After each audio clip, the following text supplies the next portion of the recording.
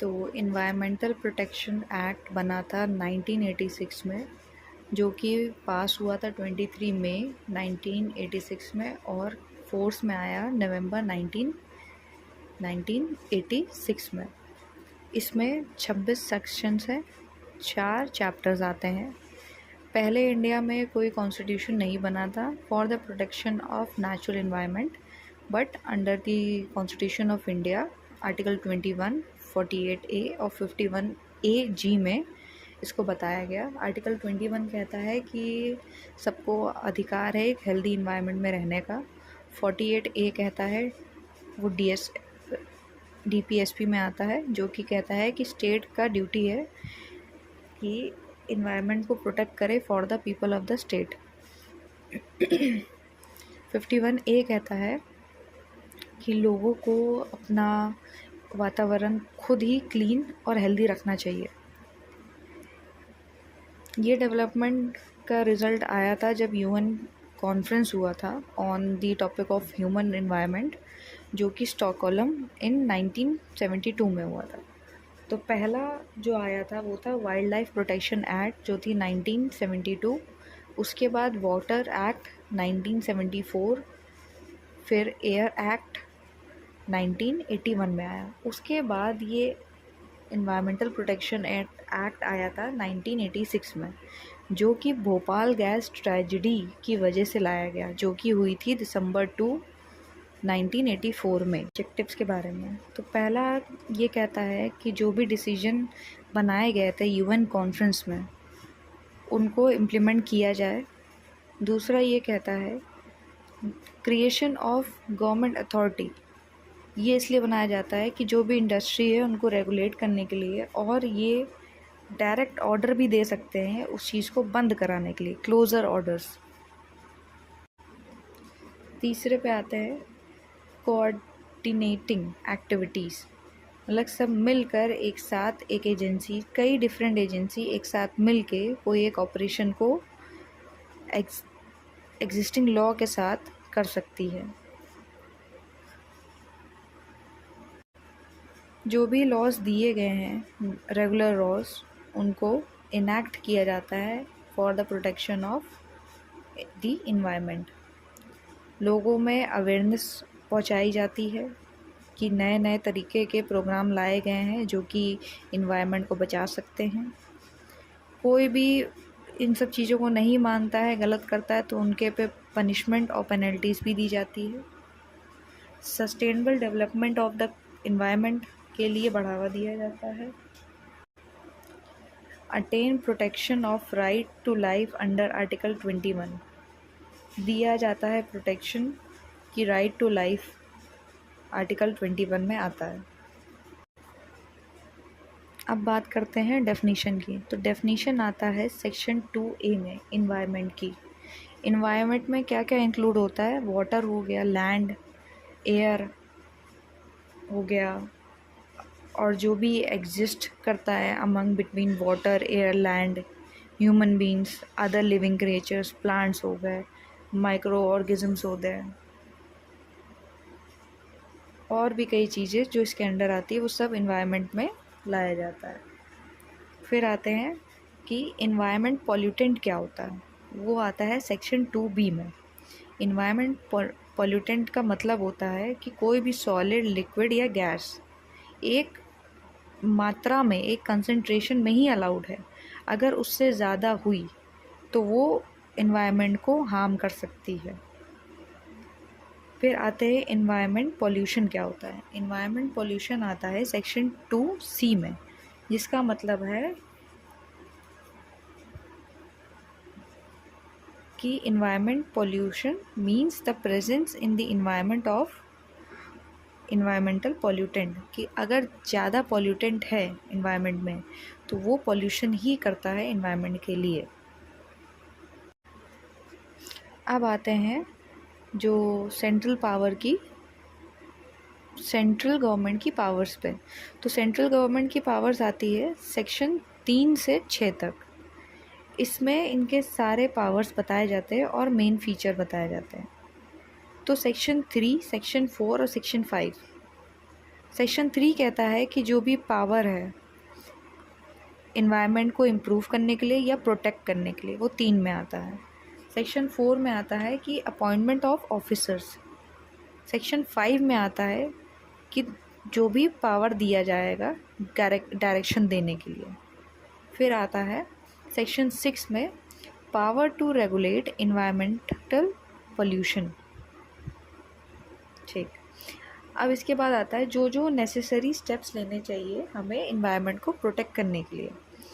उसमें होते हैं कि आपको कोऑर्डिनेशन होना चाहिए, आपके पास एक ले प्रोसीजर होना चाहिए, इंस्पेक्शन करनी चाहिए, कई सारे प्लान प्रोग्राम होने चाहिए, एक बेसिक स्टैंडर्ड देना चाहिए, एग्ज़ामिनेशन होने चाहिए।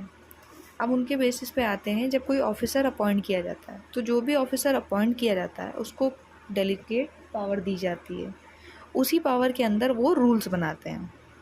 अब पावर्स में क्या हो सकता है कि कोई भी ऑफिसर कोई भी इंफॉर्मेशन निकाल सकता है, एंटर कर सकता है और इंस्पेक्ट कर सकता है, वहाँ के सैंपल्स ले सकता है, लैब बना सकता है, गवर्नमेंट के द्वारा अपॉइंट करके एनालिस्ट बनाए जाते हैं, किसी चीज़ को बंद करने के लिए ऑर्डर दिया जा सकता है और कॉग्निजेंस ऑफ ऑफेंस किया जा सकता है। अब आते हैं सेक्शन 3 पे, जो पहले बताया था, power to take measure to protect and improve government, protect and improve environment. तो पहला होता है कि सारे ऑफिसर्स में एक कोऑर्डिनेशन किया जाता है जो कि स्टेट गवर्नमेंट से मिले होते हैं, state government officers and other authorities में। फिर कोई भी चीज़, जो भी नया प्रोग्राम लाया जाता है, उसको प्लानिंग और एग्जीक्यूशन से नेशन वाइड प्रोग्राम बनाया जाता है ताकि इन्वायरमेंट पोल्यूशन को रेगुलेट किया जा सके। फिर एक स्टैंडर्ड बनाए जाते हैं, कोई भी एमिशन या डिस्चार्ज जो निकलते हैं उनके लिए इंस्पेक्शन किए जाते हैं, प्लांट्स में, प्रेमाइसेस में, इक्विपमेंट्स में, मशीनरीज हो गई, मैन्युफैक्चरिंग प्रोसेस हो गए, उनमें एग्ज़ामिनेशन कोई भी मैन्युफैक्चरिंग प्रोसेस में किया भी जाता है, मटेरियल में कोई सब्सटेंस हो गया जो कि पॉल्यूशन फैला सकते हैं। फिर जो भी हम लोग ने एक प्रोसीजर दिया होता है, एक प्रोसीजर और एक सेफगार्ड का एक लेआउट दे देते हैं।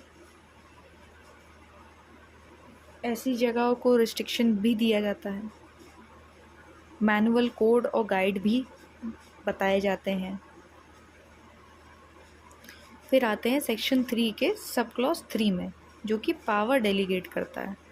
तो सेंट्रल गवर्नमेंट के पास जो पावर होते हैं वो कॉन्स्टिट्यूट अथॉरिटीज़ को दी जाते हैं, ताकि इस पर्पस से कि वो अपने ड्यूटी और फंक्शंस एक्सरसाइज कर सके। तो मेन अथॉरिटी होती है सेंट्रल गवर्नमेंट, फिर वो पावर डेलीगेट करती है टू स्टेट गवर्नमेंट को, जो भी दिया जाता है उनको वो करना होता है। अब आते हैं सेक्शन 4 पे, जो कि है अपॉइंटमेंट्स ऑफ ऑफिसर। तो सेंट्रल गवर्नमेंट जो होती है वो कई ऑफिसर अपॉइंट करती है ताकि उनको डेजिग्नेशन दिया जाए और उन पे भरोसा किया जाए कि वो इस चीज़ के लिए सही है, और उनको एक पावर और फंक्शन दिए जाते हैं। जो भी अपॉइंटेड ऑफिसर्स होते हैं वो स्टेट गवर्नमेंट के अंडर वो सेंट्रल गवर्नमेंट के और central authority constituted by central government, इनके सुपरविज़न में होते हैं। अब आते हैं सेक्शन 5 पे, powers to give directions. Central government कुछ डायरेक्शन इन राइटिंग दे सकती हैं, जो भी पर्सन या अथॉरिटी या ऑफिसर जो होता है, जिनको वो बाउंड होते हैं कि वो जो राइटिंग में मिला है उनको वो करना ही है। तो ये चीज़ सेंट्रल गवर्नमेंट डायरेक्ट करती है, चाहे वो बोले क्लोज़र के लिए, प्रोहिबिशन के लिए, रेगुलेशन के लिए, किसी भी इंडस्ट्री या ऑपरेशन या प्रोसेस के लिए। वो स्टॉपेज और रेगुलेशन के लिए भी कह सकती है, सप्लाई ऑफ इलेक्ट्रिसिटी और वाटर और एनी अदर सर्विस। अब आते हैं सेक्शन 6 पे, जो कि बताता है rules to regulate environmental protection.